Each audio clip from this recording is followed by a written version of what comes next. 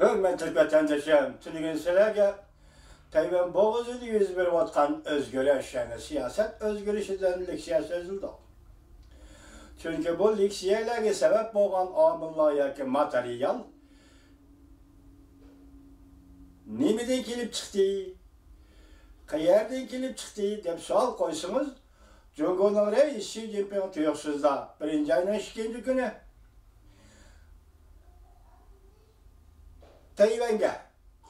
Tayvan xalqiga e'lon qilingan murojaatga 40 yil to'shqan kunni xotirlash munosabati bilan yana Tayvan to'g'risida nutq so'zildi.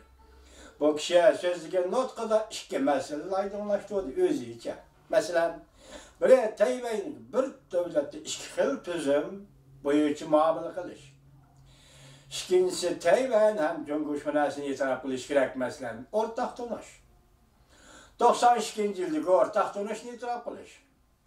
Shunday mazmuni nima dedi? Biz Tayvanga qurol yaroq yoki harbiy kuch ishlatishdan voz kechmaymiz. Uch xil hukm, uch xil siyosat, uch xil tadbir Tayvanga to'g'rilandi. Bular garchi yangi hukmlar, yangi tadbirlar bo'lmasa, lekin buning ichidagi bir so'z hozir tunji qatim Tayvanga biz dedikki, bir davlatda ikki xil tuzum bo'yicha muomala qilamiz va shu bo'yicha Tayvan masalasini hal qilamiz demoqchi bo'ldi. Amaliyotda siz biz ko'rib keldik, hurmatli vatandoshlar. Siz biz ko'rib keldik, hurmatli vatandosh. Nima desangiz, hozir Shangayda bir davlatda ikki xil tuzum degan bu tuzum allaqachon qaypol. U endi mavjud bo'lmay qoldi. Mushunda ahvol asli yana bozorga selish. Bozorlığa kalmagan bir siyasi ibarəni, bir devletde ikki xil tuzum deyilgan bir siyasi ibarəni yana qaytib bozorga elib chiqib, bu da Tayvan bo'g'izi bozoriga selish. Oxiri nima bo'ldi? Oxiri Tayvanning prezidenti Tsai Ing-wen, Demokratiya Taraqqiyot partiyasining a'zosi navbatdagi prezidenti Tsai Ing-wen xonim, biz Tayvan xalqi Biz Tayvan xalqisining bir davlat ikki xil tuzum degan siyosatni qabul qilmaymiz. Biz sinonim o'rtaq tunush, 92-yildagi o'rtaq tunush degan so'zni ham qabul qilmaymiz. Dedi. Tsai Ing-wen xonim, prezident xonim shuni degandan keyin hozir Tayvan 70%dan ortiq Tayvan xalqi Jungo partiyasining navbatdagi siyosiy va hozir nima ekanligini burundan bilib tursin, bu qatim to'liq tushunib ketdi. Demek qabul qilmaymiz. Annetkere Xi Jinping bu kayindilarni televizorlar qaraydigan bo'lsak, ajab harbiy mashq qilish. Hatta Janubiy Jungo, masalan, buni 5-6 harbiy rayondagi Janubiy Jungo harbiy rayonining harbiy boshliqlari, generallarini saplash, qaytadan saplash o'rnida elib tashladi. Jiddiy harbiy safarbarlikka kirgandekdir. Maqsadi nima? Masalan, Tayvanga urush ochamiz. Yani birisi biz shunda qoldi, buni aksi oldiya simvollik nuqtada ko'rsatadigan bo'lsak, bugun 1-ayning 7-kuni Beijingda Amerika Qo'shma Shtatlar bilan Jungo Xalq Jamhuriyati o'rtasida savdo tijorat masalasi bo'yicha suhbat boshlandi. Bu suhbat sizlarga ma'lum vatandoshlar, bu o'tgan yil 12-ayning 1-kuni Argentinaning poytaxti Buenos Aires shahrida Prezident Amerika Qo'shma Shtatlarining prezident Trump bilan Jungo Xalq Jamhuriyatining raisi Xi Jinping uchrashib, bir kelishim hosil qilib, bu yo'lda Jungoga 90 kunlik muhlat berib, Mushu oraliqda biz savdo suhbati elib boramiz va savdo kelishimi imzolaymiz degan nuqtaga kelgandan keyin hozir Beijingda o'tkazilayotgan bu yig'in tunji suhbat bo'ldi. Ya'ni 100 o'ltirib so'zlashadigan tunji suhbat deb ataldi. Biz Xi Jinpingga shuni deymizki, efendim, siz Jungo'ning sekretari, partiya sekretari, davlatning raisi dal Beijingda 1-ayning 7-kuni ikki davlat Amerika Qo'shma Shtatlari bilan Jungo Xalq Jamhuriyati hukumati savdo suhbati o'tkazayotgan balki bu keyingi bir yil ichida, masalan 2018-yil 3-aydan 7-aydan boshlaganda ikki davlatning savdo munosabatlari jiddiylashgan, balki bu jiddiylashni hal qilish uchun shunday yig'in o'tkazilayotganda o'zimizning bergan va'dasi bo'yicha, masalan biz atab keldik, 12-ayning 1-kuni o'tgan yili Xi Jinpingning va'dasi. Yani bu ay 12. ay ötken yılı Xi Jinping vədi bergen ay. Özünüzün vədisi bu için iş elip beriyotgan şundaq bir mezgilde siz birinci ayının 2. günü tosattılı oturup çıkıp Tayvan boğazının vaziyetini ciddileştirdiniz Xi Jinping. Ben şu yer yani şahsen özüm şunu düşüngendek buldum. Belki siz bu siyasete deliş hükünü oturup koyuş için bir yıl burun teyarlık kılıp Mustamliki Uyguristan'da cezalar girip yığıveliş lagırı kurup eğer Tayvan boğazıda bir iş yüz birdiğen bolsa ark sepnetten gitiş. Ark sepni cimliki, asayişliki, tinçliki çakırış. Ark sepni mokamliki çakırış günette iki adam aldığı gibi üteleydiğen Uygur ziyalilerden her kandığına kolga aldınız Xi Jinping. Bu ark sepni tazalaş aldın sepki kiliştigen gep var. Bu aynı çağda mençin xandallığı devirli xan ordusu dike Zozun Tavula yani birisi kimiydi işkisinin oturusu ötken söhbet işkisi oturusu talaş tartış.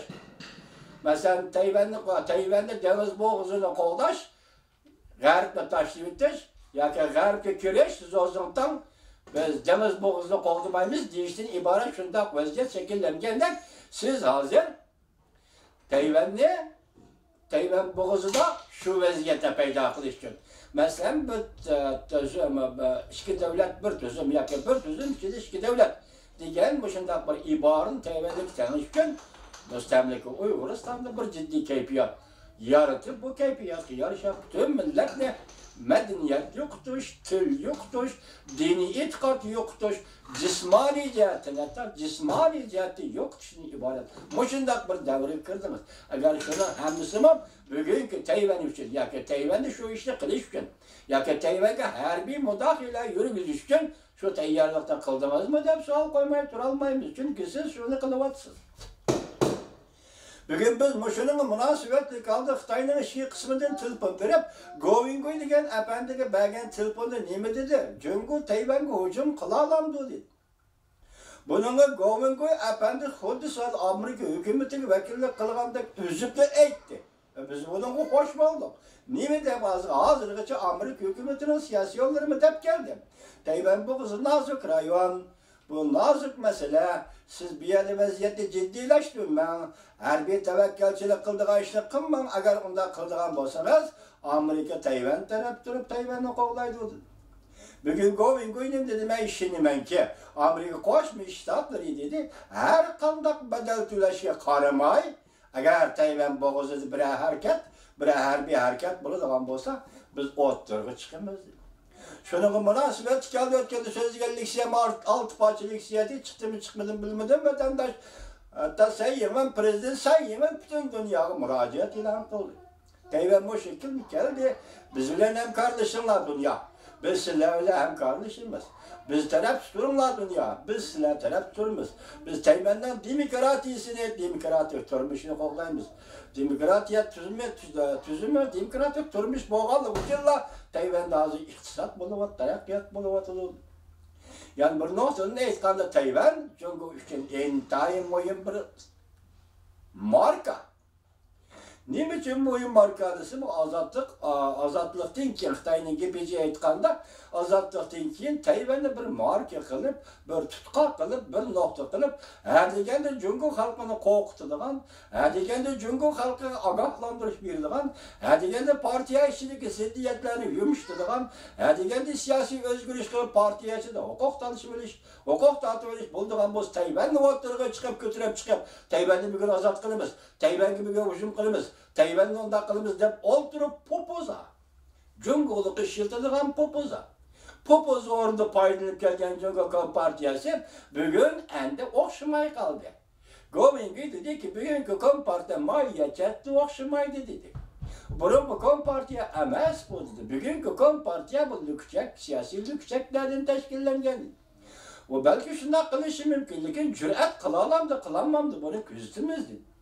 Lekin o kesip etti ki Amerika Qo'shma Shtatlari buni qarshiladi. Endilikda o'zining ichki qismidagi ish deydiki, Govingoyning iqtisod chata.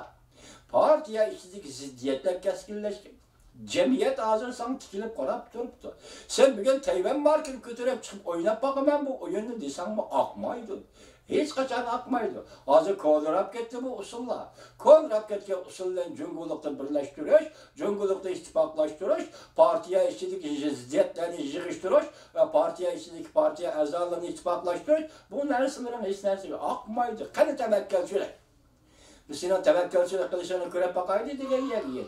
Dal mushundaq bir paytda hozir qaraymizki, Beijingda o'tkazilayotgan Amerika Qo'shma Shtatlari bilan Xalq Jamhuriyati o'rtasidagi bu suhbat oddiy suhbat emas, jiddiy suhbat.